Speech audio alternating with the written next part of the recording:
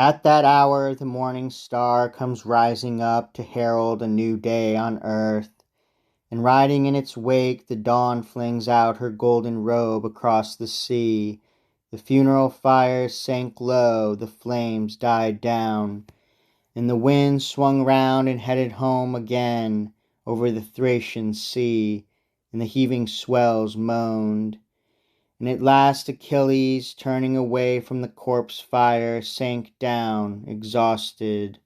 Sweet sleep overwhelmed him. But Agamemnon's followers grouped together now, and as they approached Achilles, the din and trampling of their feet awoke him.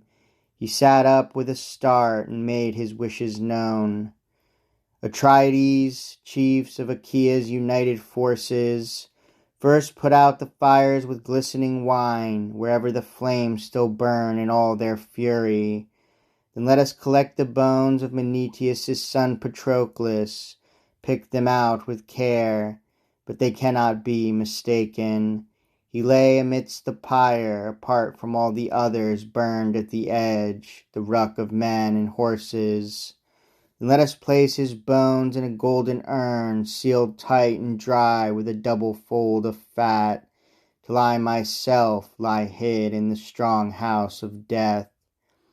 For his barrow, build him nothing large, I ask you, something right for the moment, and then, later, Achaeans can work to make it broad and lofty, all who survive me here, alive in the bent ships when I am gone.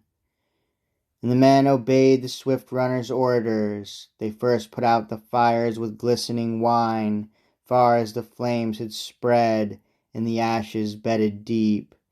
In tears they gathered their gentle comrades' white bones, all in a golden urn, sealed with a double fold of fat, and stowed the urn in his shelter, covered well with a light linen shroud, then laid his barrow out.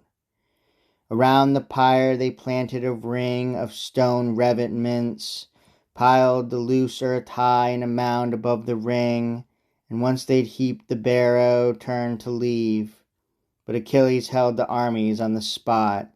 He had them sit in a great and growing circle, now for funeral games, and brought from his ships the trophies for the contests, cauldrons and tripods, stallions, mules and cattle with massive heads, women sashed and lovely, and gleaming grey iron.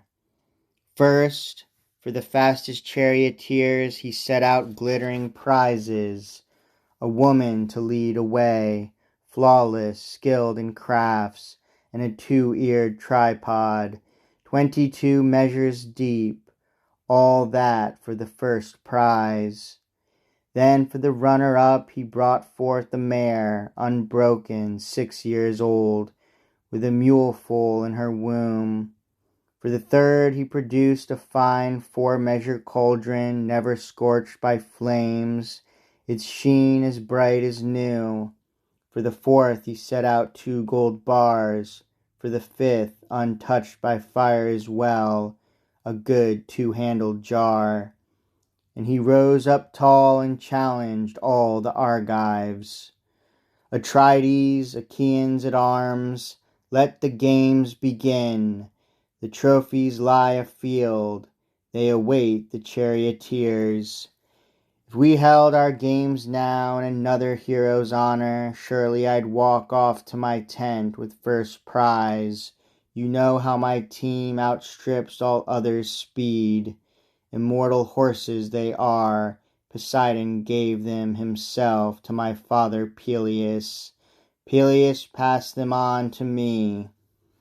But I and our fast stallions will not race today, so strong his fame, the charioteer they've lost, so kind, always washing them down with fresh water, sleeking their long manes with smooth olive oil. No wonder they stand here, mourning. Look, trailing those very manes along the ground. They both refuse to move, saddled down with grief.